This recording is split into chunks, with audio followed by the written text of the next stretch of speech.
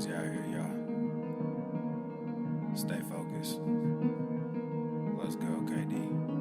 Take a look around you, you can find your way, babe.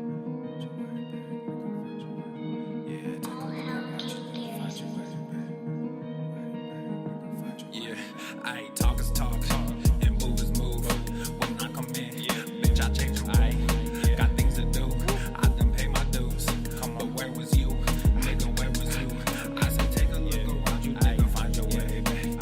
Find your way, babe. Find your way, babe. I said take a look around you, nigga, find your way, babe. Find your way, babe. Find your way, babe. Hey, you the one that say that. You and me go way back. When this whole thing over, I'ma send my invoice payday. You don't wanna say that. You don't want this payback. I keep my composure. This my kingdom, nigga. Stay back. We had a couple of moments. You had a choice, nigga, own it. Your real colors, they showing. I'm real, nigga, I'm focused. When I come around, I'm fly with it. Stay moving, do buy with it. New sound, just vibe with it. Same truth and we die with it. I see it like it's an obstacle. I never sit on the fence. Nothing to me is impossible. Music of me to the end. Most of the shit is illogical. All of y'all niggas depend on what they pretend. Just think what you had. Stop looking at trends. You wearing your heart like it's topical. Clearly now, the pain is gone. The fame is on. And they play my songs. Yeah, it's real. Yeah, it's real. Yeah, I ain't talk is talk, and move is move. When I come in, bitch, I change the way. Got things to do, I done pay my dues. But where was you? Nigga, where was you? I said take a look around you, nigga, find your way, babe. Find your way, babe. Find your way, babe. I said take a look around you, nigga, find your way, babe.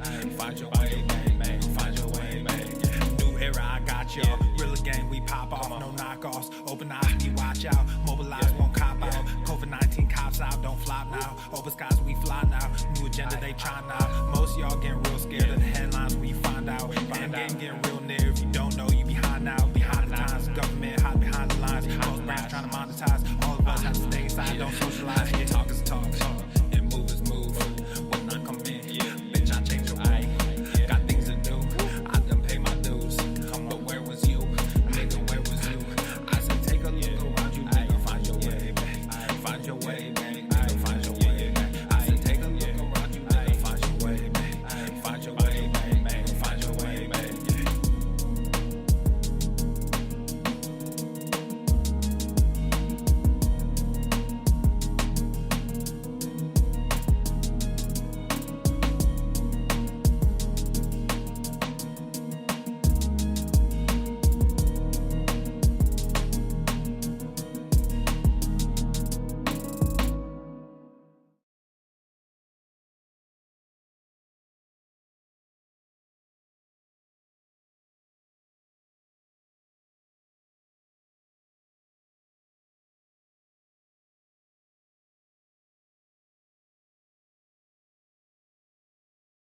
The following program is rated TV MANOC. It contains a big pair of nuts directly on your chin. It is intended only for mature audiences. Viewer discretion advised. I'm afraid I'm self-diagnosing myself with mental illness. Just like Tess Holiday. Let's fucking go. I feel like I might be struggling, but I don't want to appropriate anyone's experience. Help.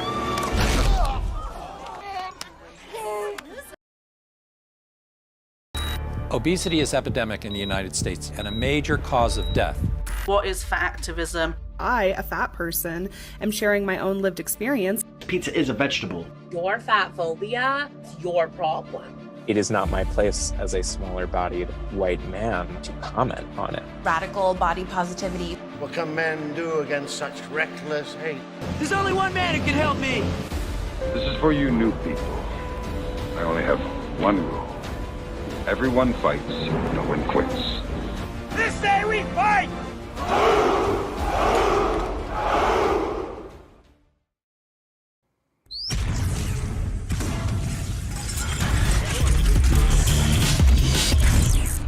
Swole Normuth. The sun is shining, the birds are chirping, the bacon is sizzling. Welcome to the Daily Swole.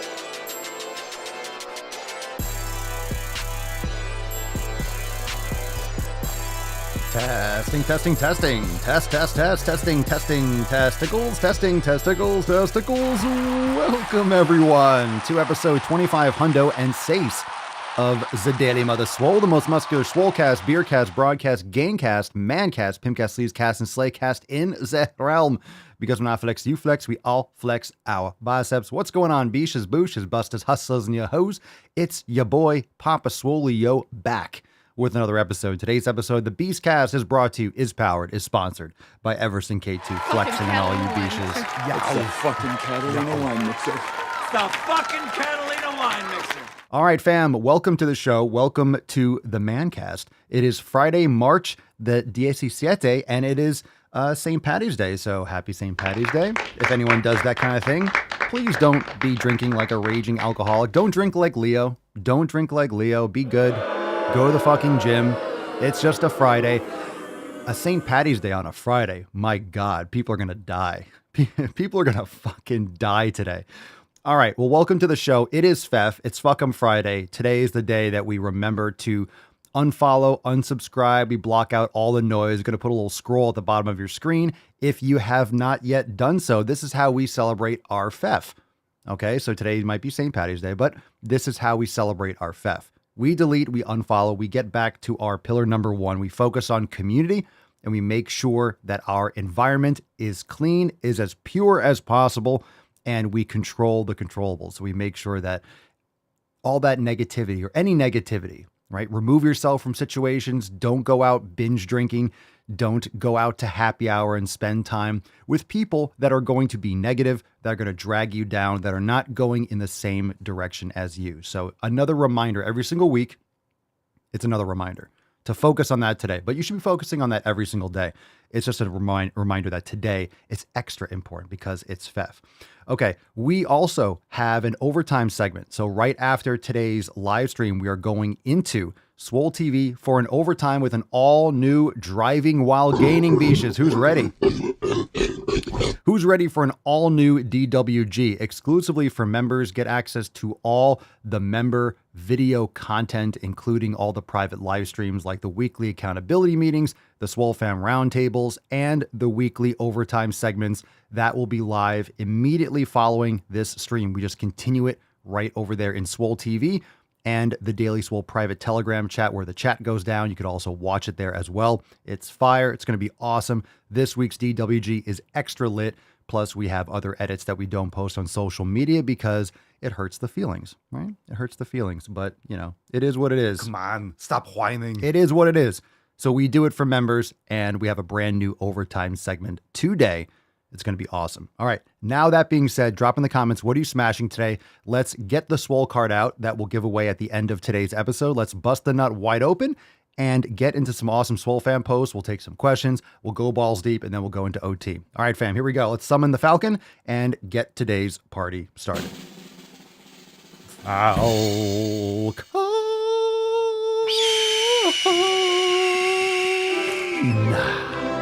Let's go.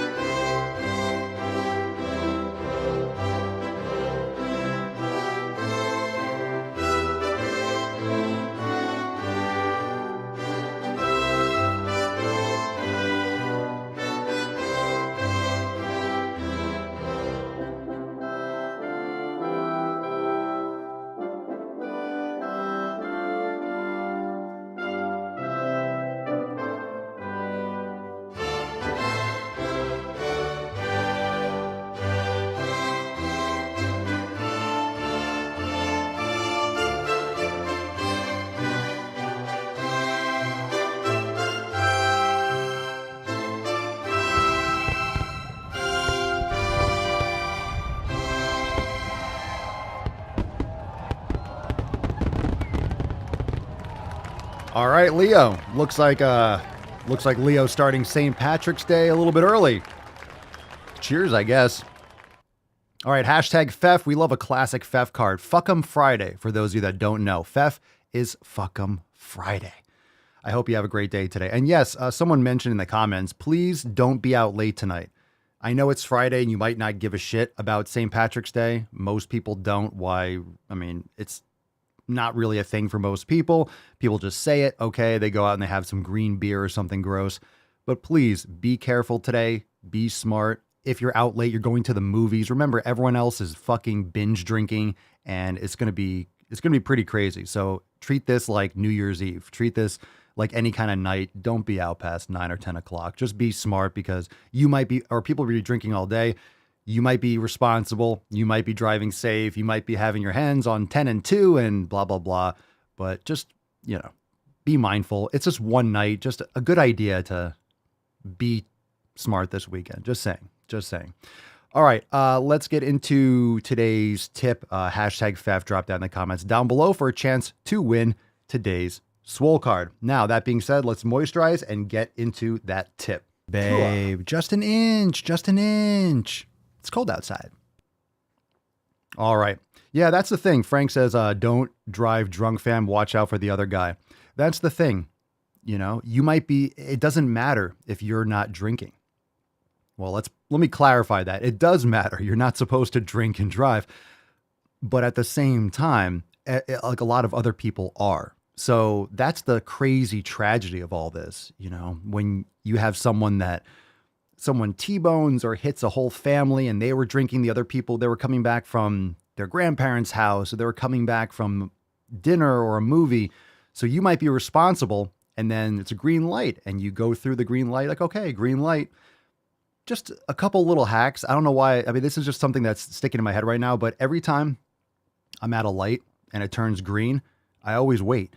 I always wait a couple seconds. I don't care if someone honks at me, especially at night or when it's late, because someone might not have their lights on. They're going to be blowing past the red light going across. It's always a good idea just to pause. I did that too. I always do that. And I think that habit is when I started riding a motorcycle. When I had my motorcycle, I don't have one currently. I want to get another one, but neither here nor there. I always treat the road that everyone's trying to hit me, especially on a bike. And whenever there was a green light, I always waited. I always waited a few seconds, make sure that no one's running a red, look left and right, of course. But if someone's going 90 or 100, you might look quickly and then, boom, they come right through. So just be careful. Just be careful. Wait a little bit. People are on their phones. People aren't looking at the lights. People are distracted. So even drunk driving, distracted driving is even more of a thing. So anyway, not trying to be yo mama or yo daddy, but I am yo papa. So be smart out there. I need to make sure, look, I'm trying to get you to the fucking gym. You have to be alive so I can get you to the fucking gym. If you get into, like, I have to get you to the fucking gym, so I need to keep you safe so I can get you into the fucking gym. Just be smart, right? Be smart. Green light, wait a couple seconds. If someone's about to run the light, you'll be fine. Okay, before we get into the first Swole fan post, let's also give a hiya to the amazing new merch over at papaswolio.com. Use code DailySwole for 10% off. Swole Deanna Jones on the last rep. One of my new all-time favorite designs. We also have the crystal meth. Go to the fucking gym. Ice blue. Very nice. And of course, we have that color in Veil Puto Gimnasio, in GTTFG and VAPG. And of course, this past Monday, we had a brand new drop. New yin class from Rachel. Yin for total body. Numero 9. Number 9. That means there's 8 other yin for total body classes. So this adds to our stockpile in the Swolenormous X yoga studio. And we have just about 300 classes. So you can literally just about do a yoga class every single day for an entire year almost, and never do the same class twice. It's fantastic. So check out this class. If you haven't done it, go do it. It's awesome. All the yin classes are great. And if you've never done a yin total body, you might as well start with this one and then go try the other ones. It's a great class. So you can learn more over at swolenormousx.com. First Swole fan post of the day. Oh, did I not move that over? Oh my God. How dare I? How dare I not have... How dare you? I thought I moved it over into the right plot, in the right spot. I did not. Oh, did I combine that? Oh my God, this is just a hot mess. What happened? I dragged the window over and it combined with the other window. I swear that never happens. That's what she said, right? I swear it never happens. It never happened before. You're the first one. It's the first one. Because. First time it's ever happened. All right, first post here from Carson. Here we go, drum roll. Carson. What's in the box? A Carson. Can I call you Carson? Carson, what kind of fruit do y'all like to eat? I plan to eat berries and bananas. I was going to eat apples, but may eliminate them because of the salicylates. Oh, God, itch. Really love pineapple, but sometimes it messes with my acid reflux. Really? Pineapple? I like berries. I like mango. I like bananas. I like raspberries and blackberries and blueberries. We eat frozen fruit too, but I do love fresh fruit. I do like dates. That's right. I like honey. It's not really a fruit, but I love honey, dates, all the berries. I had apples a couple weeks ago. I haven't had an apple in a little bit, but apples are great. I like the, what kind of apple is it? I like Honeycrisp apples. There's a bunch of different types of apples. I like pineapple. I like fruit. There's nothing that beats really fresh fruit. I love watermelon, especially when they're in season. If it's not in season, we talk about this now and again. If the fruits are not in season, I recommend getting them frozen because they're picked fresh and frozen wherever they are sourced from. So you're going to get more fresh fruit. If you're getting things out of season, they're picked really early before they're ripened and they're shipped thousands of miles. So it's going to have a different taste. They didn't ripen on the vine or on the tree or on the plant. So it's not really going to have the same type of flavor. So frozen fruit, especially when it's out of season, is a good is a good choice. Yeah, Fuji apples are good. John says pineapple aids in protein absorption, makes it more efficient. It does help. I think it's bromelain. It helps digestion. It helps break down food. So it's something that you can have after a meal, and it helps aid digestion for a lot of people. I love watermelon. Nothing like the best fruit, I think, is watermelon, especially because of when mangoes and watermelon. That's my bag, especially because this is coming up on watermelon season down here in Florida. So you have the hot, super fucking hot, longer days, super humid. There's nothing like fresh mango and fresh watermelon. When it's hot and sunny and humid, you're sweating ball. You just have that sweat running down your sack. Give me that watermelon, baby. Give me that fucking watermelon. Emotional damage. Some of you listening to the podcast for the first time are like, oh my God, he's slurping in my ear. Yes, I am. Yes, I am. All right, we got a new member, Gerard. Welcome to the fam. Howdy, my name is Gerard. I am brand new to the Swole fam, but I've been following along on Instagram for a while. I've been all over the fitness spectrum. I played high school football and was in decent shape, but afterwards ballooned up to 240 pounds, which is a lot on my 5'9" frame. In college, I dropped nearly 100 pounds after experimenting with some eating disorders. Experimenting? Just playing around with some eating disorders. Bounced back from that and spent a lot of time running and trying to be as lean as possible. Now, at 30 years old and back up to 200 pounds, I want to ditch all the bullshit, start working towards being the most optimized version of myself. I plan to use this platform as a way to keep myself accountable to my goals and get rid of bullshit excuses. Well, Gerard, you're in the right place. Welcome. I'm sure you didn't mean it like that, but I'm just experimenting, just playing around with some eating disorders, trying a thing or two. So obviously you lost a lot of weight, starving yourself or doing something inappropriate, something that's not good for your longevity or long-term commitment and habit building, of course. So glad to have you here. At least you're not back up to 240, around 200, 5'9". So I'm assuming you want to build muscle, lose extra fat. So 5'9", we can get you down to a nice 170, 175, build muscle, be nice and lean.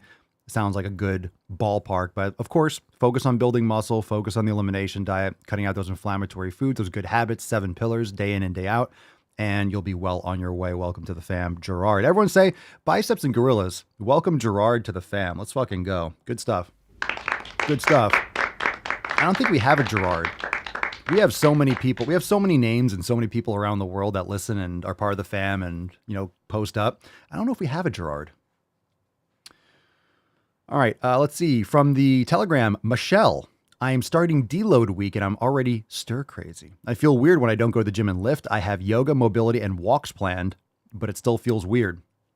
So let's talk a minute about deloading. Now, deloading, especially in the programs, are there to teach you the difference between your strength training protocols and like active recovery and giving your body time, so you can experience it. After you get more advanced and maybe you go through the 90-day dash or Swole season, you do some of this programming more frequently, you can adjust and you can pivot and you can shift around those deload weeks once you experience them and you know whether or not you need them truly. So if you feel like training, maybe this in reality, maybe the deload week, because if you have the deload week after 3 or 4 weeks and you take thousands of people, it's going to be too early for some, it's going to be too late for others. So it's better for it to be too soon for deload week than too late, especially when you start a program and you're learning and how this kind of stress impacts you. As you get more advanced, you can adjust and you can play around with, you'll be able to read your body and understand when to use those deload weeks even more efficiently, because maybe you might have another week or 2 of more intense training and then you could do your deload week. But after you experience this psychologically, it's going to be like, oh my God, I really want to train hard. But in reality, your body is recovering. It's not going to hold you back. It's not going to set you back, but it's going to educate you and give you that experience. And it's a good thing that it's forcing you to do something that's uncomfortable. And it's funny how discomfort isn't necessarily the intense training. The discomfort is not doing intense training, but this might also be a reason why you need it psychologically and also physically. You might be more worn down than you think. So keep that in mind. This is something that you can adjust and you can tweak as you move forward. Okay, let's see here. We got another one. Oh, we got 2 more. Welcome everyone that's coming into the live stream. Dan, Base, how we doing? Shane, Loretta, Michelle, Cerny, Karen, Brennan, everyone here. Welcome. We got Brandon and Alan in the Daily Swole Telegram chat. A few other people there. Nancy, welcome. Let's see. Oh my goodness. Who's that? Who's that on the big screen? Who's that guy? Who's that fucking guy? Matt says, getting my day started the best way possible with Papa's big, beautiful, bearded face on my telescreen.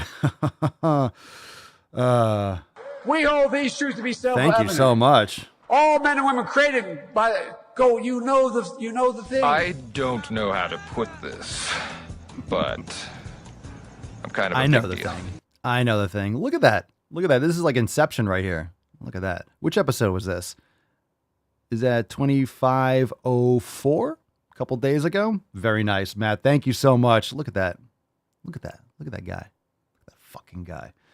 Thank you, Matt. I'm happy to provide you with some beardedness first thing in the day. Best way to start the day is with a big bushy beard. Am I right, ladies? Am I right? Come on.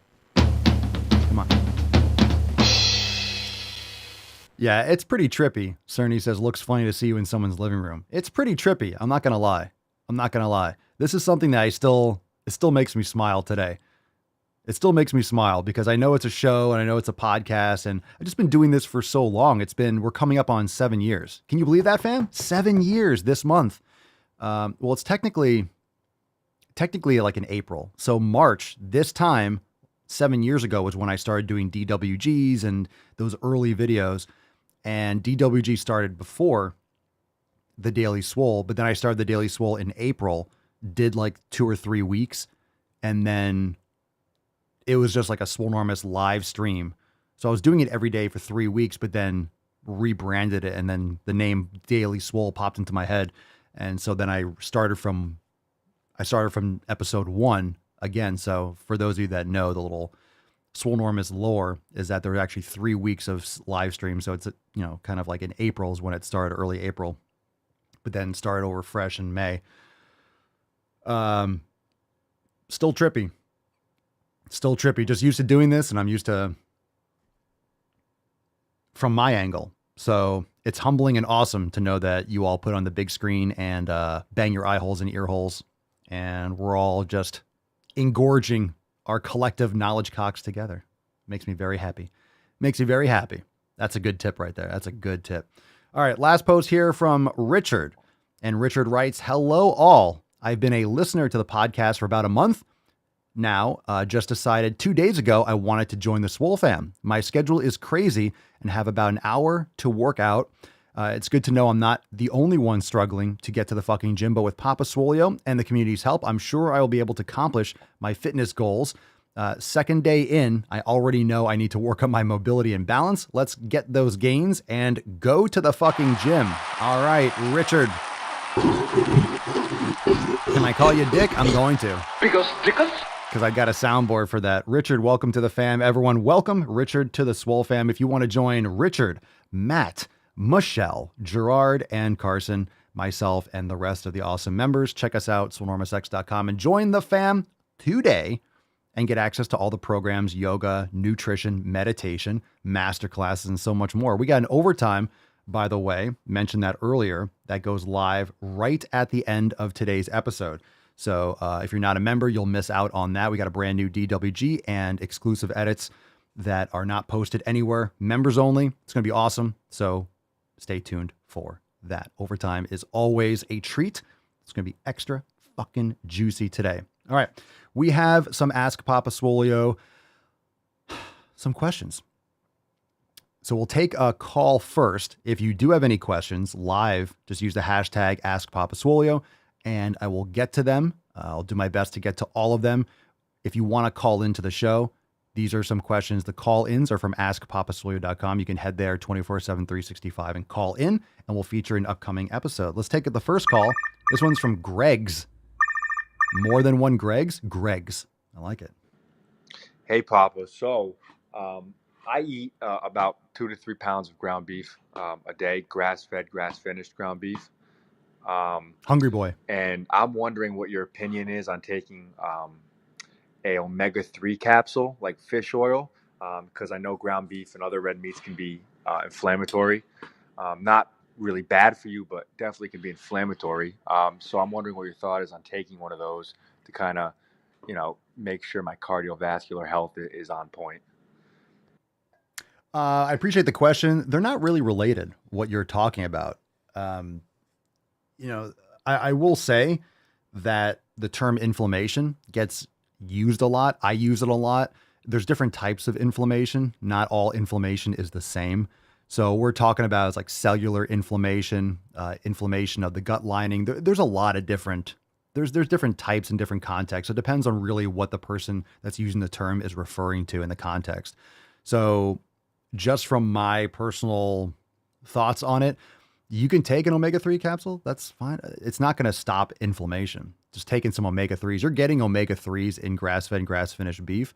So if you want to take an omega-3, will it hurt you? I don't believe so, unless there's something else in the omega-3 supplement that you're taking that's not going to do well for you. I'm curious as to what else you're doing, sleeping properly. All these other things are very important. Are you just eating ground beef? Are you getting in organs? Are you getting in other types of animal proteins and animal products and fats? So, omega-3s are fine. You're getting some in the grass-fed and grass-finished beef.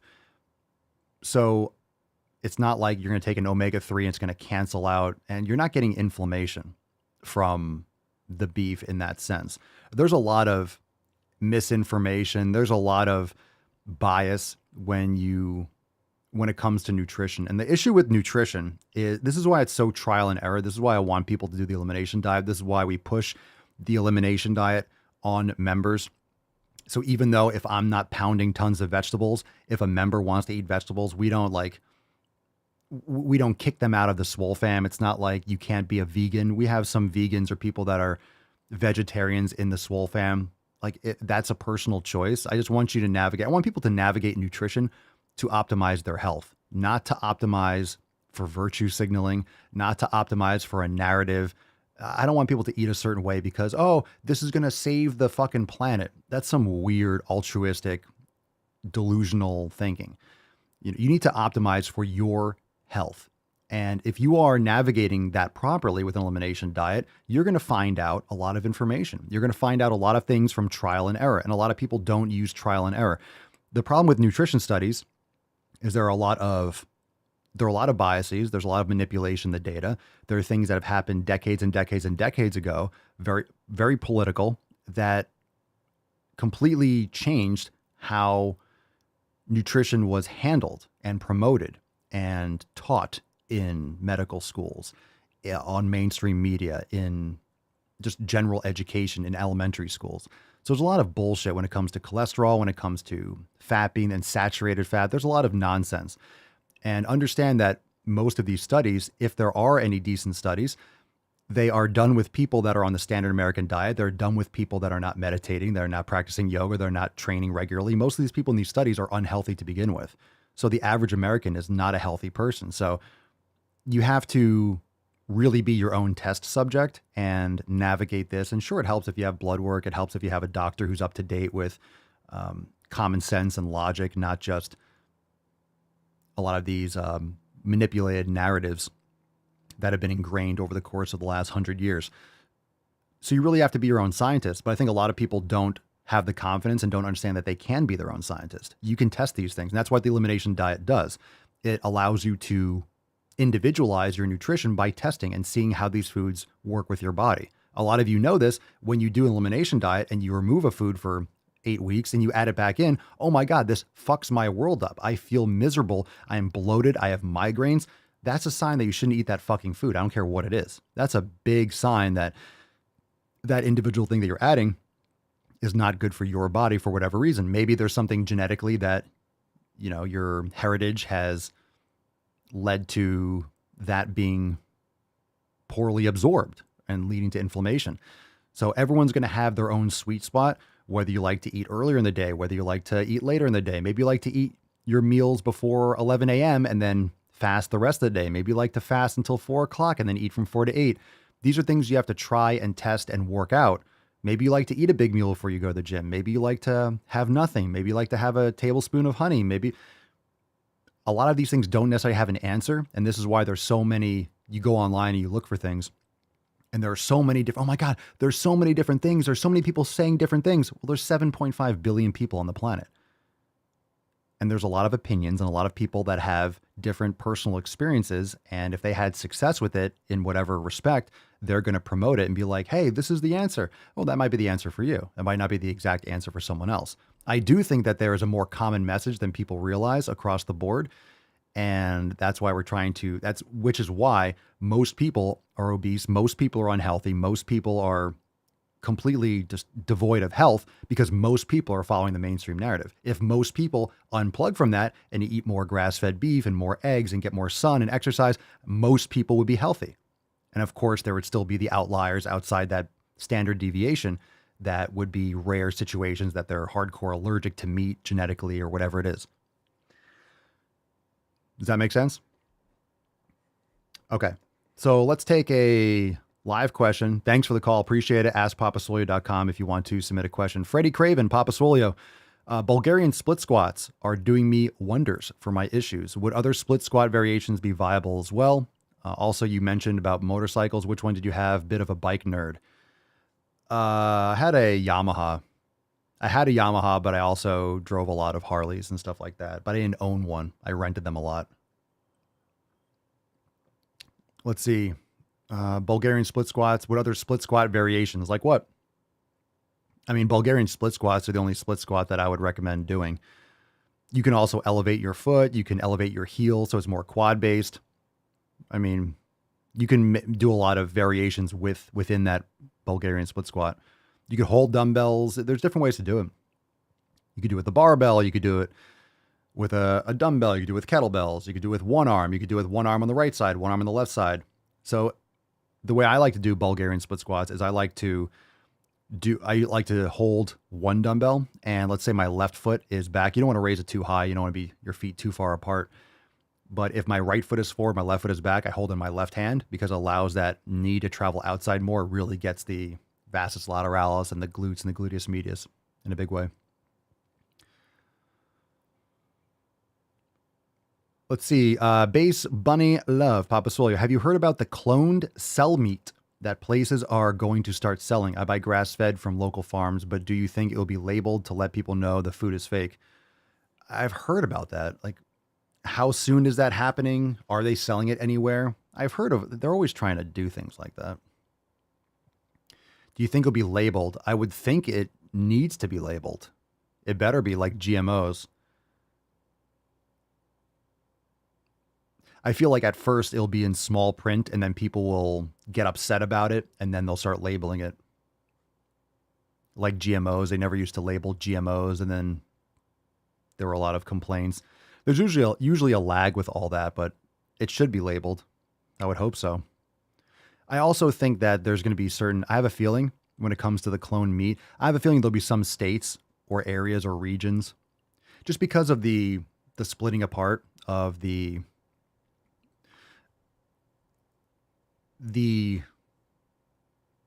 how there's a lot more power being shifted back to the states. A lot of people during the lockdowns and stuff moved to Texas and Florida and to other states that are not, that aren't following authoritarian edicts, that are not trying to force, these absurd, green narratives and ESG bullshit.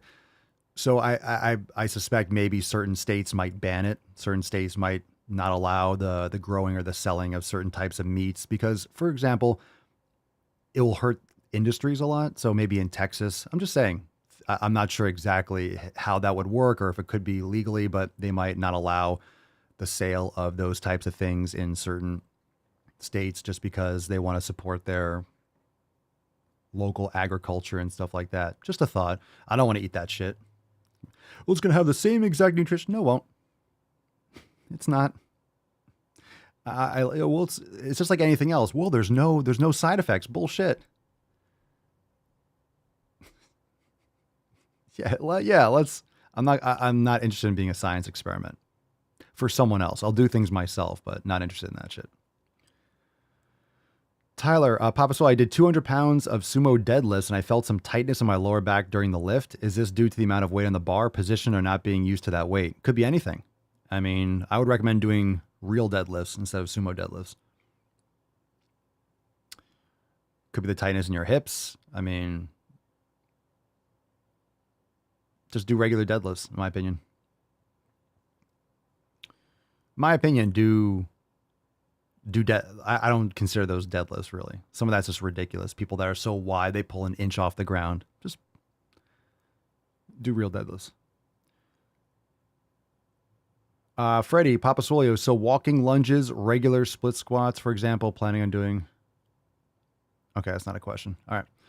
Let's see. We got a question from Carson. Ooh, Carson calling in? You're on the line.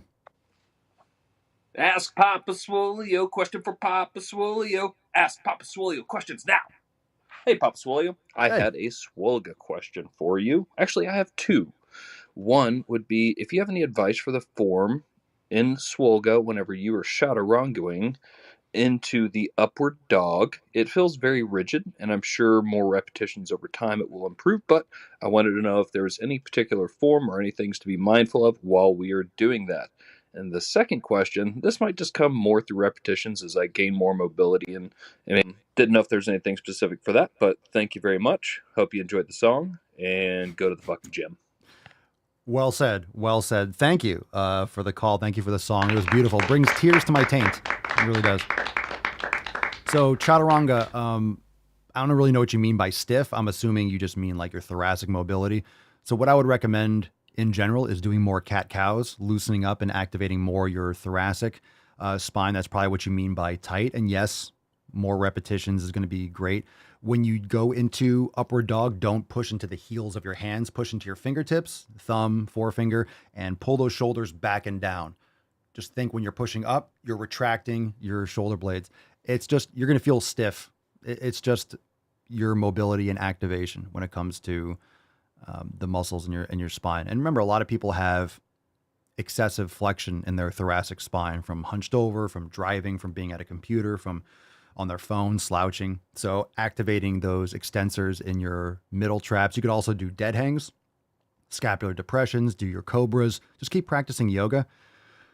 So that's what I would recommend in terms of what you're thinking. You might also want to play around with some yoga blocks, maybe elevating your hands and allowing your hips to drop more, play around with that position. In other words, the more you do it, and this is what people should do, take Carson's lead on this.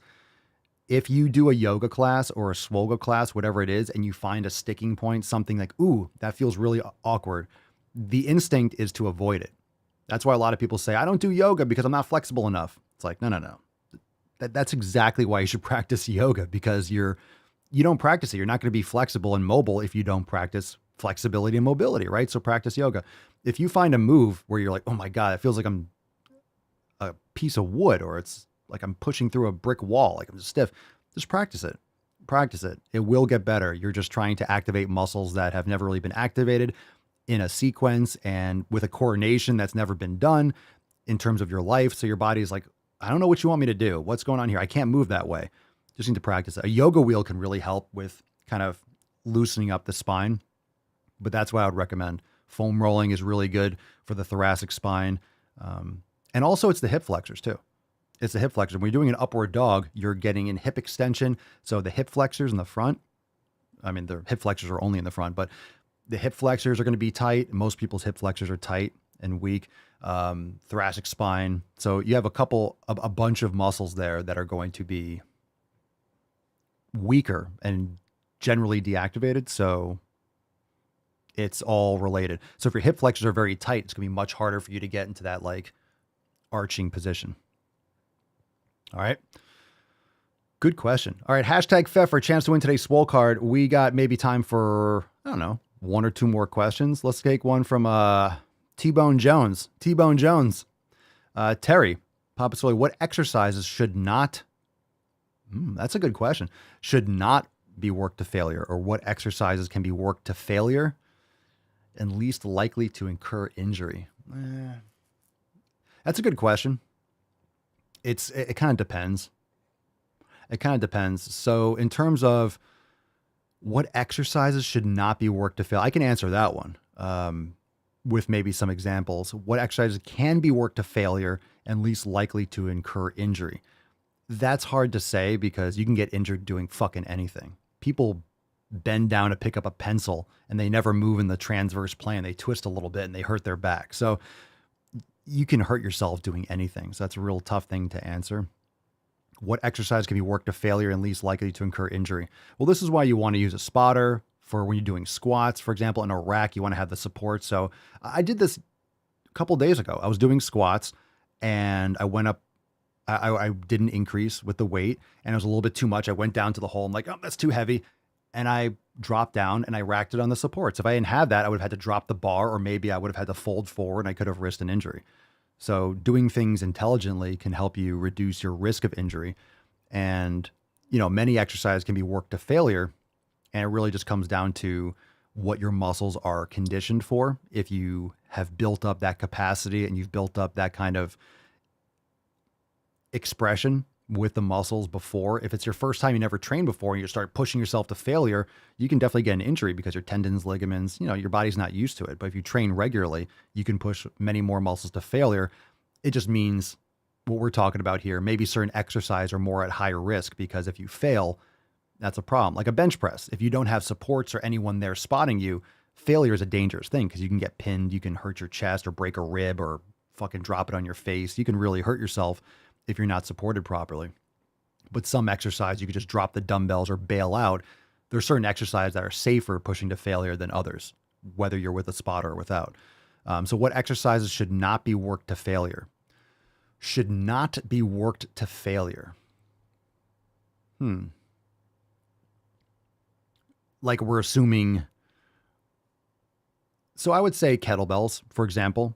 Many exercises with kettlebells, once the form starts breaking, anytime the form starts to break with any movement, even with weights for the most part, the set's done. Okay. There's forced reps. And when you're more advanced, you can kind of, like, if you're new to training, you really shouldn't be using cheat reps. Like, you got to be careful because you don't have the coordination and your body doesn't have the actual you don't have the neuromuscular coordination to focus the max amount of tension on a certain muscle with like cheat reps or forced reps. As you get more advanced, you can start practicing like things like when you swing the weight up and then focus on the negatives. Once you get a little bit more coordinated and you're more advanced, you can really push sets even more to failure. And that's the benefit of building those skills over time. The more skills you build and the more advanced of a trainer you are, you can actually push muscles more to failure because you have the coordination, you have the strength distribution, and you have the work capacity to actually push those muscles more towards failure. If you're new, you'll start fatiguing, you'll start shaking, and all these other muscles will take over. You just don't have the actual coordination and the capacity and all those stabilizers in tuned enough and developed enough in order to really push effectively at a failure. You're more at risk. The joints are more at risk. Other muscles will take over more. When you're more advanced, you can actually push more to failure because all those other muscles, those stabilizers, aren't taking the brunt because you have that work capacity and experience built up. But I would say things like kettlebells, I would say more like dynamic movements. But again, that's relatively speaking. Some exercises people can go more towards failure if they're more advanced because they're doing so safely. So it's a tough thing to answer specifically, but there are certain exercises where you either shouldn't use a spotter or it might be smarter to not push to absolute failure. But it depends on the stability. And it depends on what the risk is to you if it goes south, is what I would really think of. With the kettlebell, you drop the weight on your face, or it can whip, or you try not want to drop it on the ground. It can really, because of the torque and the movement and the force, you can really injure yourself or someone, or break the kettlebell, or damage the floor, or do something. But when it comes to so it's really what would happen if you fail, right? What would happen if you fail? And the more support, that's why a lot of people go to failure with like leg press, or I'm not a big fan of leg press, but other machines, because if you fail, the machine has safeties, and it's, as opposed to going to failure on squats, you need someone there, or you need supports. Cause like if you fail, what's going to happen when failure occurs? Like a bench press, if you fail, it's going right down. So that's a much more risky movement to failure unless you have the proper spotters and supports. Hopefully that answers your question. It's a good one. Let's take a call from Thomas. Tomas. Maybe last one. We'll see. Thomas, you're on the line. What's up, Papa Swolio? What's up, Bish? I had a question for you. I had an accident at the gym about 2 weeks ago. I went down to squat 500. I blacked out on the way up, hit my head on the guardrails, dropped the weight on my ankle, and had to go to the hospital. I just tried to hit legs again yesterday, and honestly, I just kept having flashbacks to that incident, kept freaking myself out. Just trying to figure out, how do you get through that fear in the gym once something really dangerous, traumatic has happened to you? How do you keep going after that? Because every time I get back in the gym, I just get freaked out again. Good question. First off, holy shit. So you're blacked out doing 500. It's so not funny, but I literally just, Terry's question led right into this.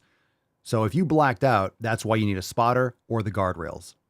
So I don't know the situation. I'm not going to call you out necessarily, Thomas, but it sounds like you weren't smart about that. So that's number one. If you're squatting and you blacked out, it should have landed on supports. It landed on your ankles. So you blacked out, you went forward, and maybe it landed on the back, and you're already squatting. When did this happen? 500 pounds land on your ankles? I'm surprised you still have legs. So holy shit, 500, that's a lot of weight. But again, that's to my point. If you were squatting and you had a spotter, and here's the thing, when you have a spotter, if it's 500, you need 3 spotters. And most people don't have 3 spotters available. You need a spotter on each side, and you need one behind. And people that are behind for the squat, you don't spot like this, hands on the bar. You get under the person, you're bear hugging them, hands on your chest, and you're literally squatting with them. That's how you properly spot a squat. Most people don't do that, or they're, or they're really afraid of getting too close to a dude. Like, you're supposed to spot, you're supposed to be around a person, because you're not going to catch a bar 500. So even one spotter for 500 isn't enough. But a spotter should, at the minimum, the reason why you have a spotter is to make sure you don't get hurt. It's not to protect the weights. It's to make sure that you don't get hurt as an individual, And if it dropped on something, you didn't have the straps up or you didn't have the bars up. So unfortunately, is what you weren't doing it right if it landed on your ankles. That's horrible. So, I mean, obviously you're shaky. You have an injury or you had a traumatic event and now you're uncomfortable. So what I would recommend doing is, don't put so much pressure on yourself. Another thing, maybe you need a new gym. Focus on form, focus on technique. Absolutely, Alan from the Telegram chat. But you might need a new gym, a new environment, so it's different than the last one. Go light. Focus more on high repetitions. Change your approach. Like, that's a warning sign. Why'd you black out? You weren't breathing properly. Your technique wasn't good. You didn't have the spotters. You didn't have the protections up. Or maybe you did. Maybe you can call back in. But if you're dropping weight on yourself, like, something's not right. You didn't have spotters. You were in a cage. There are certain times racks where you don't want to use a squat stand. You want to be inside a cage. Like, I have a half rack. I'm also not squatting 500 pounds, but I have safety arms that'll protect me. But if you're really doing big time fucking weight, you want to be in a cage because it's more safe for heavy weights and heavy loads if you're doing that kind of weight.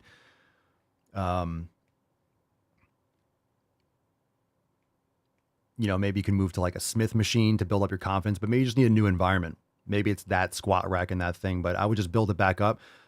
Don't avoid it. Go at it head on and just drop the weight. Remember, again, people get too much into their ego with weight. And this is why I've always said, and I'm not saying I'm like 100% right about this, but there's something about just keep on going up in weight 500 pounds. Do you need to squat 500 pounds? Absolutely fucking hell no. Do you need to squat 500 pounds to have good strength for longevity? No. Do you need to squat 500 pounds to build a ton of muscle? No, you don't. You don't. I know this because I've never squatted 500 pounds. I have no qualms in saying that. I've never wanted to. I never had any desire to squat 500 pounds. Not at all. After I got up to like 3 and 3 and like this, it just felt so fucking heavy. I'm like, and literally in my head, I'm thinking, how do people fucking squat 500 pounds? How do people get close to squatting 500 pounds? I was like, this is an unbelievable amount of weight. Even at like 365 or 375, just it's an ungodly amount of weight. And I'm just like, in my head, I'm like, there's no way I'm gonna be able to keep on fucking going heavier. And that's why I never did. Cause it's like, I just didn't have the desire or the confidence and I just didn't see the purpose of it. I still don't. Same thing with deadlifting. I've talked about that. I deadlifted like 500 some pounds and that was it. I don't care. It's not an ego thing. Going up 5 pounds is not going to be like, wow, what a success. People just need those metrics in order to feel like they're making progress, but that's not where real progress is found. That's not a winning strategy, in my opinion, right? Once you squat 400 or 450, what's 455 going to do? And this is an individual case example, but what's 460 going to do? Like, what's the point of squatting 5? And look what happened. And I'm not saying like you don't take risks, you don't take risks, you don't get the reward, but lifting's a risk enough. 500 pounds without a spotter or without supports, look where it led you. You don't need to squat 500 pounds. Do 315 for 30 reps. If you can't, then you're going too heavy. Like, you need to go higher repetitions. Go Tom Platt style, brutal fucking high reps. Like, whenever I do barbell, I had my transformer bar and I did squats the other day. What'd I do? I put in the front rack, the front squat position for my transformer bar. I just did 225 and I did more repetitions. And that's when I kind of failed. I put on an extra, it was like 275 and I just didn't feel like going heavy that day. And I went down, I was like, no, I don't want to. And then I just racked it. And that's what I was talking about. I had the supports up, but I did higher reps with 225. It's plenty. And I did hack squats. Like, my legs are crushing, pumped. It's totally fine. I don't need to do 300 pounds. I don't need to. Can I squat 300 pounds if I have to? I've done it before. I've done 315. Just my ego. I'm totally fine. I'm totally fine with, everyone's dick measuring. And I'm not talking to Thomas in general, like specifically now, but this just comes with a lot of people. It's like, it's the same. Going up with strength and putting more weight on a bar is the same thing as people being obsessed with a scale. It's the same thing with people being obsessed with the scale and needing to see that number be lower. It's just not a valuable tool for progress. It's not a valuable psychological tool that marks your improvement. Yes, you're objectively pushing more weight, but at what cost and at what benefit? Like how much more is that benefiting you to squat 500 than going to do 400 for 15 repetitions, which is a shitload of fucking reps. So I don't know how many reps you're doing with 500 if that was a max, but it's like, why? Why? It's not necessary. If anything, you want to do a max, do like a 3-rep max. Do a 3 or 4-rep max. It's safer, and you can still approximate your strength. These kinds of stories just reinforce my own assessment, because I never want to black out in a squat rack and fucking drop weights on my ankle. Like that doesn't sound like a good time for me. I don't see how that would benefit. So everyone's strength and everyone's limit, is different. So 500 for one person might be 200 for another. It doesn't mean you don't work on strength. It doesn't mean you don't squat and squat heavy and push yourself. But pushing towards failure is going to be much better when you're getting into that 10, 12, 13, 14 rep range. That you're really going to build some fucking wheels. And it's much more controllable. It's just the risk is just never justified it. Never doesn't add up. Doesn't add up. All right, let me scroll down. We're good with the calls. Let's see here. Any other Ask Papa Schwirlio? Let's see. Nick, 450 is my max right now. I haven't gone beyond because I didn't have proper spotters. It's smart. And it's very easy to look at a number, just a one-off number, 450 or 400 or 500. Everyone's different. So Nick, 450 for Nick might be someone else's 650, or 450 for Nick might be someone else's 225. It's all relative. It's all relative. So you have relative strength and absolute strength. And so many people are obsessed with absolute strength. If they don't have 3 plates on the bar, people are going to look at me differently, or 2 plates. I think it's great to work up in strength to be able to squat a certain amount. And it's great. I do understand. It's great to hit that 3 plates. Wow, it's awesome. But then what comes, like 3 plates and a quarter? 4 like and my point is, when does it stop? And for everyone, it stops at a certain point. Even people that are super strong, you're going to get to a certain point and that's it. Unless you're a freak of nature and that's your profession, powerlifting, and you're a world record holder and that's your thing. I get it. Everyone has their thing and more power to you.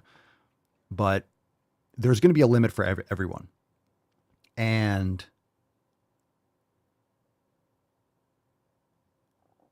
there's going to be, lost my train of thought. There's going to be a limit for everyone. And now here's what I was going to say.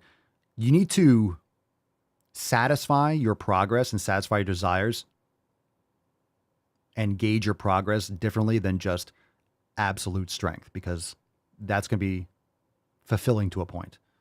Same thing with body fat percentage. Same thing with weight loss and looking at the scale. Your goal is 175 for your body weight. Okay, you get there. Now what? Like, you got to build muscle. The weight's going to fluctuate. It's going to change. You're going to put on some more muscle now. Then it's going to be 180. Or you're going to be like, oh my God, I need to get back to 175. You're just going to, it's not a valuable long-term achievement. It's not something you're going to be so proud of. Like, I lost this weight. Okay. Like, life goes on. It continues. You're going to continue to put in the work. It's not stopping. So it's a checkpoint, but you need to find your value and your success and your satisfaction with other modalities. Okay, let's see here. Amanda, I definitely like to push my limit maybe once a month or every other month, just because it's so mentally satisfying to put a tangible number to my work, good or bad. I don't know, but I do it. There's nothing wrong with going heavier on certain days. Like, there's nothing wrong with going heavier. It's just, some people, that's like it's all about going heavier. It's all about that max. That's all they think about is how much weight's on the bar. And it's just diminishing returns after a while. They do have that, Brenda, like the charts, like, for example, bench pressing. For example, there's one you can approximate. You can look up, for example, bench press or strength and your absolute weight or your approximate 1 rep max. So if you do, let's say 200 pounds for 5 reps, and that's your 5 rep max, it'll give you an approximate what your 1 rep max would be. So you can approximate what your 1 repetition max on an exercise would be based on your 5 rep max, or how many reps or how much, or if you did 3 reps with X amount of weight, it approximates how much you could do for 1 without having to do 1. And of course, I wouldn't recommend doing any kind of max repetitions or super heavy max sets with single joint exercise like curls or tricep extensions. Like, that's not really necessary. You don't want to overload those single joints too much because they get a lot of work already, and that's an easy way to lead to an injury that will compromise everything else. Okay, fam. Excellent. Good questions. Good topics. We got a comment here from Alan from the Telegram chat. Prior to my hernia surgery, I was at 265 for 5x5. I started recovery, but decided 265 wasn't doing anything for me. So now I'm at 225 for 4 sets, 10 to 12 reps, but I'm old. But you're also smart. Look, a lot of people will say like, oh, I'm getting older. You get wiser. That's what wisdom is. That's what wisdom is. And a lot of people don't have wisdom or don't acquire wisdom until they're much older and they've already suffered from all these injuries. So what you have to do is look to people that have had experience. Look to people that have had experience and what they recommend. A lot of people that have been through all this stuff, and I've just been through 20 years plus of lifting, so I have a lot of experience, but I've always looked to the future when it comes to my training. I've always looked to the future, and I want to make sure that I'm doing this with longevity. It's not about the quick sprint. So if you're thinking long-term, you'll make better decisions. If you think long-term, you will make better decisions. Okay, let's get into some balls deep. Good questions, fam. Good questions. All right. Let's get into it. All right, here we go. Let's see. We'll do a couple because we got to go into OT today. So we have overtime. We have overtime in just a few minutes. So it's going to be fucking lit. Let me see here. Bing, bang, boom. Got that.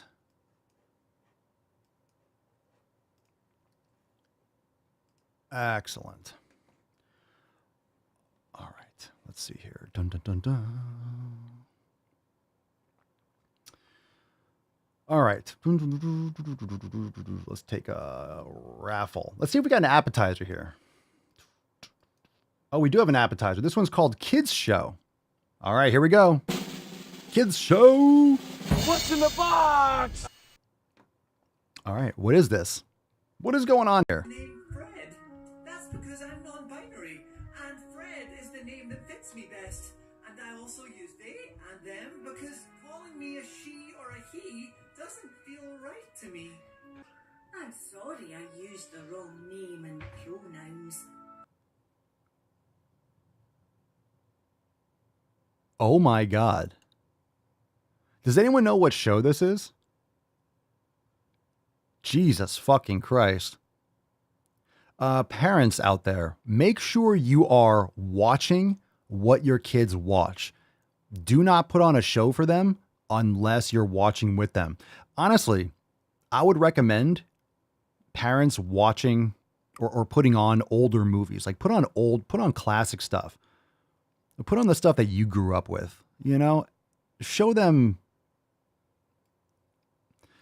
So the text on the screen says, what in the Sam Smith femtal break? Oh, when the Sam Smith mental breakdown is this Netflix?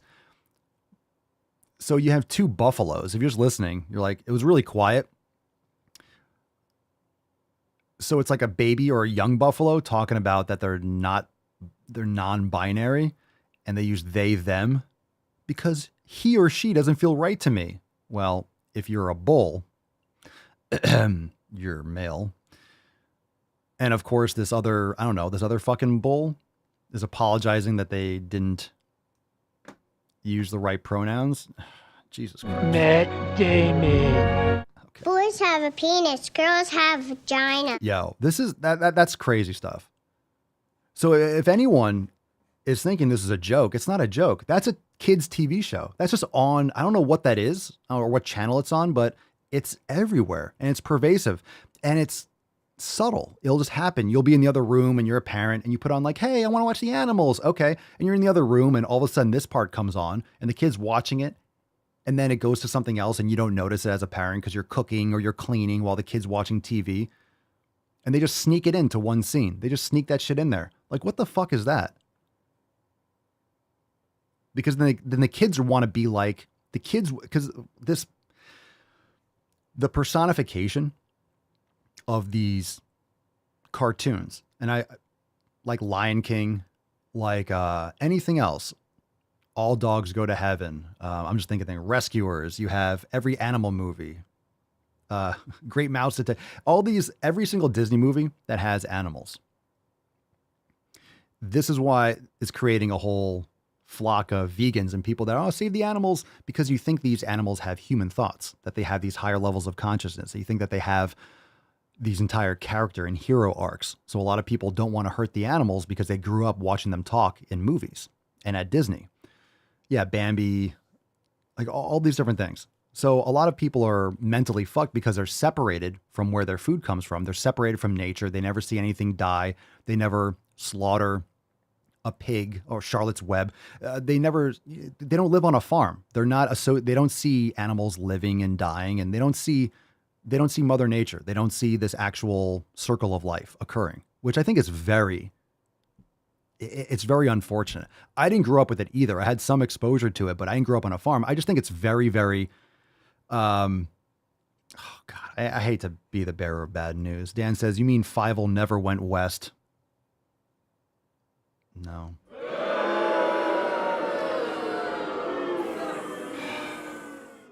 No, he didn't. I know it's a lot. I hate to break that to you. That's a new shirt. Like Fievel goes to the gym. These are all the designs I have in mind. But anyway, kids don't grow up on farms as much as they used to, right? So you have this disconnect with where your food comes from, and it's just. But aside from that, kids want to be these characters. Kids want to be Simba from Lion King. Like, you want to pretend and you're like, rawr, and you're playing pretend. You're going to want to be non-binary, just like Fred, whoever the fuck this is and whatever cartoon this is. Just creepy. Amanda, that's why we've been raising meat birds to teach the kids. Yeah, no joke. I mean, we want to get some chickens here, but I think that's fantastic. At least the chickens lay the eggs. Oh, this chicken died. Oh, so-and-so, because chickens, they're going to die eventually. And then it's important for kids to have some perspective on it. Just kind of weird. The more I look at this stuff, the weird animals talking, it's fucking weird to me. It's really fucking weird. It's really weird. All right. And of course, some of these movies are good and you have it's funny and Madagascar, and I get it. But I'm just saying this is why there's a lot of disconnect with children and nutrition, and they just don't see it. So I'm not saying you can't watch any movies with animals, but you can see how this would be a weird rift and how kids just don't get it and they think animals talk. It's just ingrained. It's ingrained, and this is why we have a lot of vegans today. It really is. It really is. All right. Let's see what we got here. But aside from the veganism and that kind of and that kind of stuff, can we not have the bulls or the animals talk about gender and sexuality? Can we just have them, I don't know, try to, convince the town not to shut down the local farm and have some kind of, I don't know, just stick to the hero journey or whatever it is, whatever other conflict it is. It's just not necessary. Whatever that is. Okay. Well, we got 2 more. It's a lose-lose. So let's do number 1 first. This one's titled, Don't Comment on Weight Change. What's in the box? Don't comment on weight change. Here we go. Do not comment on someone's weight change. If you perceive someone to be smaller or bigger, don't. You have no idea how or why they gained or lost weight. Maybe that's why you're asking or making a comment on it. Hey, you lost 100 pounds. You look great. And if they look great, tell them that. And then I'd be like, I have cancer. You're like, oh no, I'm so sorry to hear that. You can comment on it. Yeah, comment on it. Or ask. It's okay to care about someone. It's okay to care. It's okay to care just because it hurts your feelings or you're obsessed about your weight because you don't take proper steps to take care of yourself. Just, it's okay to have a conversation with people and say things that you want to say. It's okay. No idea if they have a history of eating issues. Just Everyone keep your does. thoughts to yourself. Well, it's called conversation. So you don't know if they have a history of eating issues. Look, a lot of people eat pizza a couple times a week. That's an eating issue. A lot of people go to fast food. That's an eating issue. So your idea of an eating issue differs widely from my idea of an eating issue. You can have conversations. You can talk to people, say what you want, and converse with people. If they get offended, then just don't talk to them in the future, and you won't be friends. So say what you want to people and let the chips fall where they may. So I'm gonna supersede that. All right, last one. Then we're gonna go into overtime. Here we go. What's in the box? Skinny versus fat shaming. Skinny versus fat shaming. Skinny people go through exactly what fat people do in society. Jesus Christ. As a fat person myself, I'm going to have to disagree with you, and I'll tell you why. All right, I'm gonna pause this and start over. So this responds to a TikTok post. It says, you literally said that skinny people don't go through what fat people do in society. Skinny people go through exactly what fat people do. This is a weird conversation. Skinny people go through exactly what fat people do in society. As a fat person myself, I'm going to have to disagree with you, and I'll tell you why. How many ads or magazines have you seen saying, get fat quick or gain weight fast? Probably not that. Lizzo, Sports Illustrated, Victoria's Secret, all these companies pushing plus size. So yeah, there's a lot of them. Okay.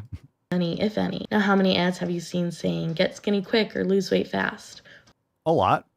There's a lot of both. Are you paying attention? Probably a lot more. Fat people are denied jobs, proper medical care, don't have equal access to clothing and travel. All right, this is not, well, we'll play it. This nonsense. Are discriminated against in so many ways, including being looked at as lazy, disgusting, that we don't take care of ourselves. There's this. Where's the lie? Disgusting, fat. Like, that's people's opinions. People are going to have opinions about a lot of things. So some people might think some people like yourself or anyone else, maybe you didn't say this, think skinny people are disgusting. Ew, skinny people are gross. It's subjective. People can think what they want to think. Lazy, oftentimes true. Stereotypes are very true in most cases. That's why they're stereotypes. But at the same time, doesn't mean all. So are all fat people lazy? Depends on how you determine lazy. Most fat people aren't eating properly. They're not getting quality sleep. They're not cutting out vegetable oil and estrogenics, and they're not going to the gym regularly. That's why they're fat. So yeah, most fat people are lazy. Most fat people don't take care of themselves. That's why they're fat. It's not complicated. Being looked at as lazy, disgusting, that we don't take care of ourselves. There's this term called fat phobia. I'm sure most of you have heard of it. I've personally never heard of skinny phobia. If that's a thing, I'm truly sorry because I've never heard of it. But yeah, like there's swole phobia. People are so afraid of taking care of themselves. They're so afraid of challenging themselves and putting in work without instant gratification. There really is swole phobia. There really is swole phobia. It really is. People are so afraid to succeed. They're so afraid to take care of themselves. They're so afraid to do things that most people around them aren't doing. They're so afraid to invest in their health. They're so afraid. They're paralyzed. They're so afraid of actually putting in effort without getting an instant mouth pleasure, without getting instant gratification. People are absolutely afraid of putting in work. Fucking absolutely. Literally a word for what fat people go through. Who do you see walking down the runways at fashion shows? 95.6% of the looks presented at New York Fashion Week 2023 were in a size 0 to 4. Yeah, who wants to look at morbidity? Who wants to look at fat people walking down a runway? If they did, guess what you would have? You would have fat fashion shows and people would be lining up around the block. You could judge that for, I'm just saying that's a fact, because people don't want to look at morbidly obese people. It's not attractive. It's not something that it's not something to celebrate in most people's opinion. Okay. Start some shit, but I've literally, if you want to see morbidly obese people walking around, just go to Walmart. There's your fashion show. Okay. fantasized many times about having a different ED, a more restrictive ED, so that I wouldn't have to live in a larger body, which is a disgusting thought. And I feel bad even saying it out loud because I know I've seen how much people struggle and how much of a struggle all EDs are. But that's how much fat shaming pushes someone to want to be skinny or to lose weight. Just wanting to be treated equally and not seen as disgusting or lazy because of my body. Let me make this clear. Skinny shaming is bad. Fat shaming is bad, but they are not the same thing. All right, forget the skinny. I'm so tired of the skinny and the thin stuff. Look, you cannot convince me that you do the proper things to take care of your health. You just don't. You don't. Again, I'll just call back my statements about like I want to have a set by set, the whole schedule, what you're doing minute by minute. I want to have the entire log because I'm sure there's a million things that you can improve on. So anyone that thinks that there's no other options, it's just you haven't done the right stuff. You haven't done the right stuff. So you haven't gone to the basics. Again, you follow the 7 pillars. I'm telling you, you follow what we do here in the Swole fam. Try being morbidly obese when you're eating, when you're not eating all these garbage inflammatory foods. Try it. Try being obese, eating steak and ground beef and eggs and grass-fed butter. And like, I know a lot of people don't have access to all these things, but even eating just animal products, cutting out all these vegetable oils, glutens, processed sugar, getting quality sleep, getting all your micronutrients, eating organ meats, like you get those things in, you're not going to be morbidly obese. You're going to make massive improvements. Now, there are situations where there's been a lot of damage done to your body. You can't reverse everything. You might not be able to undo all the body fat you added. Like there could be a lot of things that maybe are going to be much more of a struggle because of the compounded poor habits. You know, you've been doing something, you've been trashing your body for 20 or 30 years. It's not like, hey, I've been eating really good for 6 weeks or 2 months. How come it's not working for me? Just think of the audacity, right? You start a diet and you do it for a couple months. You try a few things. Oh my God, I've tried everything. You know, you've been fucking up your body for 20 years. You've been focusing on maybe taking some actions for a couple months. Are you like, why is there shock that you haven't fixed everything? It's a weird mindset. It's really fucked up. You've been damaging yourself. You're 30 or 40 years old. You've been fucking yourself up your entire life. And then all of a sudden you do some kind of bullshit diet or a couple different things for a little bit. And then, nothing works. I've tried everything. What, everything for a day each? You tried one diet for 3 days. You tried another diet for 3 days. Like, what the fuck? It's not going to undo all those compounded poor decisions. There's a lot of habits. It's not one habit. And people act like it's one habit. Or it's, okay, it's just eating. It's just nutrition. There are 500 habits within that nutrition paradigm that have to be undone. It's like what you're looking at when it comes to what you get when you go to the supermarket, where you go shopping, like what you purchase. Let's see, who you hang out with, what you do, going out to eat, where you go out to eat, what decisions you make when you do go out to eat, what you keep in your fridge and when you eat. It's 1,000 habits within nutrition, not to mention sleeping habits and all the other sequences. When you have a thought, what's the action that you do? That's a habit. You do things a certain way, like you have thousands of habits every single day. Every single hour, you're going through hundreds and hundreds of habits. Your brain sequence, when some thought happens or one thing triggers something, that cascade, those are all habits and just behavioral patterns. So you wonder why you just can't undo something, because you're trying to undo hundreds and hundreds and hundreds of habits that are layered so fucking deep. All right. Time for the Swole card, and then we're going into OT. It's Fef Beaches. All right, Fef. So we'll give away the Swole card, and then you could all head over into the Daily Swole Telegram chat. We got a brand new Driving While Gaining. We got fucking overtime. It just fades. All right, SwoleNormousX.com. Join us for overtime right now. When you become a member, you get access to all the private live streams. And let me tell you, you don't want to miss out. Where's my Fef fam at?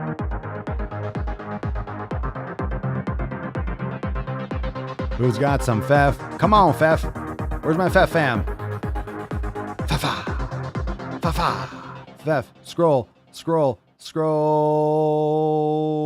One more time. Swing and a miss. Hasn't happened in a long time. We're going to land on someone. Ooh, just missed. We got a winner. It is Tyler. Congratulations. Well, all right. T-Lar. Send us an email to support@swolenormous.com. Swole card 250 SACE in the subject, your mailing address. In the body of the email, fam, it is time for OT. You can be fat and be healthy. Congratulations, I'm sorry, bro. Lizzo, Right. healthier than I'll ever be. Yo, Feffy McPfefferson, we're about to go into OT, so head on into the Daily Swole Telegram chat and Swole TV. We'll see you over there. We'll take 2 minutes of an intermission so everyone can go pee-pee, get some coffee, some bone broth, some water. You're gonna need to hydrate because it's gonna be fucking epic. One thing that we didn't see enough of the Tainty Man. And the church.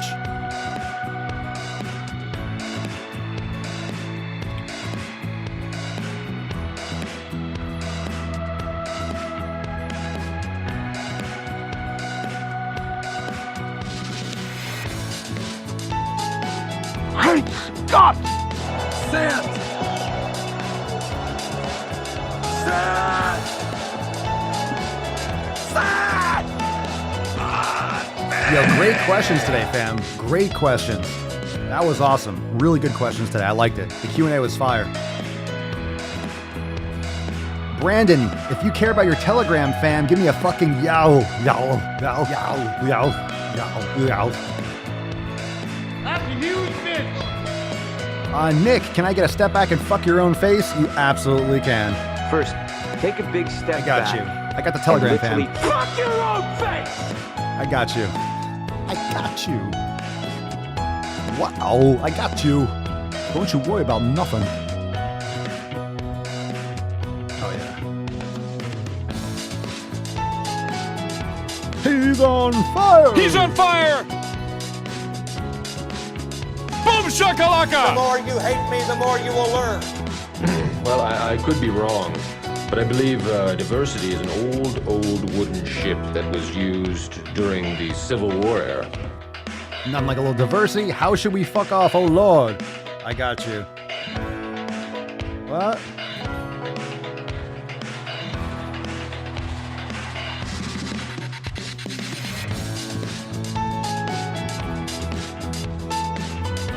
How shall we fuck off, oh Lord? You switch the samples. I am very willing to let the American public judge my physical and mental my physical as well as my mental fitness.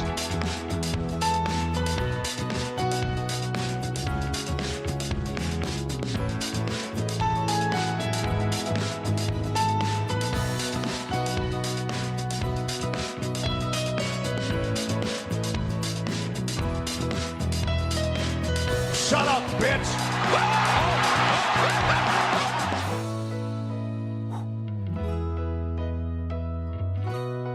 Coast to coast. Oh my God. Almost didn't get to it. My goodness. All right, let me crank this beast up. Let's fucking go. Overtime. Overtime. All right, head on into swolenormousx.com. Fam, it is OT, baby. Finish him. OT. Fam-wise, head on into the Daily Swole Telegram chat It is time for overtime. It's going to be fucking awesome. Are you ready? We got people come in 2 minutes at the end of today's live stream. 2-minute warning. 2 minutes. You'll see the countdown timer, and we will be dropping a brand new DWG. We got a throwback. We got 3 new balls deep edits. It's going to be fucking lit, all uncensored and unrestricted. So we'll see you in overtime right now. You can watch it later. We'll have this one up shortly after the stream.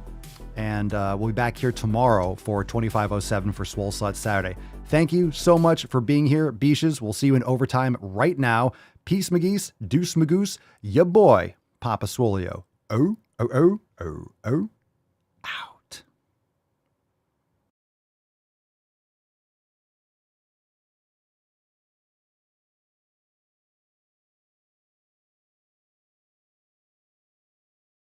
Hey.